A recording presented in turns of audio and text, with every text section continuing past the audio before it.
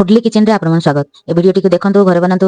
ए जदी रेसिपी भल लागे आपन मानको निज फ्रेंड्स और फैमिली मेंबर्स मानको शेयर करिवे और हम चैनल को जे सब्सक्राइब करबे बिल्कुल भूलिबेन। चलंतु रेसिपी आरंभ। जी बनेबा मशरूम बिरयानी।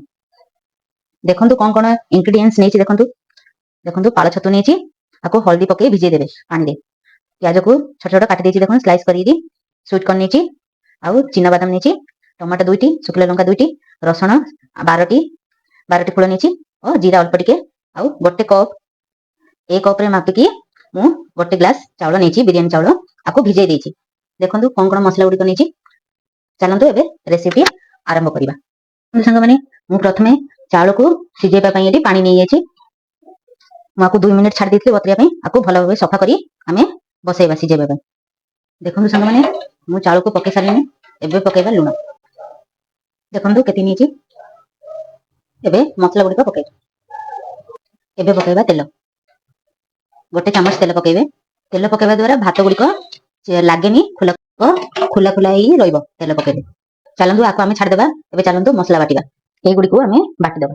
देखंतु बहुत भलो भाबे हमें मसला बाटी गेलानी। चलंतु बिरयानी पई देखंतु कड़ाई बसेली। एबे तेल पकेबा। देखंतु तेल एबे गरम ही आसलानी। एबे पकेबा प्याज गुडी को हमें पकेबा। आको ब्राउन होला पर्यंत भाजिबे। संग माने प्याज गुडी को एमिति एपरि भाबे ब्राउन करिवे। चलंतु स्टील रो नेबे। स्टील हो रस भी हेले चलिबो। ए चलंतु तेल पकाबे। देखंतु केति पकेली। एबे पकेबा गोटा मसला गुडी को।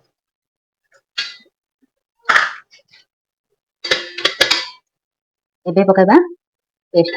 देखंतु पेस्ट पकेला परे आमे जो भाजी की रखथिले प्याज गुडी को बेसी पकेनी तार आधा पकेबे। एबे पकेबा स्वीट कॉर्न।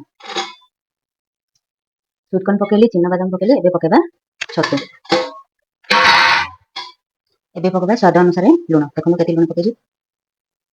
आको एबे भला भाबे घांटी की हमें किछि समय पई आको रखि देबा। देखंतु संगने भात बे बिल्कुल रेडी हे अछि। आपण केमति जानि भात हलाली गोटे चाउल को नेबे 2 खंड करी देखि। देखंतु भला भाबे हे जाय। आरो पानी को बाहर कर देबा। चलन देखंतु केते खुला खुला लागुची चाउल गुडी को। बहुत भलो भाबे रेडी हो गेलानी।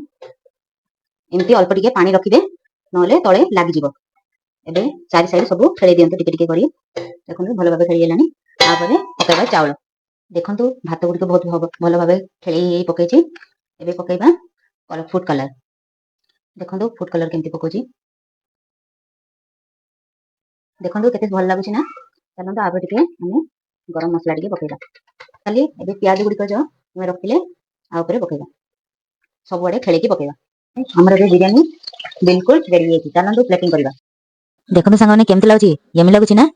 आ ये छतु पकोड़ा जदी आपण रेसिपी चाहउचंदी तो हम चैनल रे आपन को मिल जिवो।